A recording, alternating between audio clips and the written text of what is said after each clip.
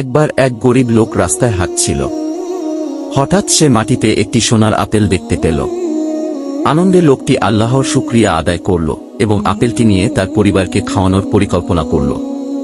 কিন্তু কিছুক্ষণ পরে তার মনে হল এটি তো তার নিজের সম্পত্তি নয়। তাই সে আপেলটি ফিরিয়ে দেওয়ার সিদ্ধান্ত নিল।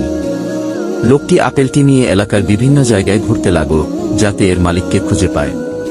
অবশেষে এক ধনী লোক এসে বলল, হ্যাঁ, এটি আমার আপেল, কিন্তু তোমাকে ধন্যবাদ, কারণ তোমার সততা আমাকে প্রমাণ করল যে এখনো দুনিয়ায় ভালো মানুষ আছে।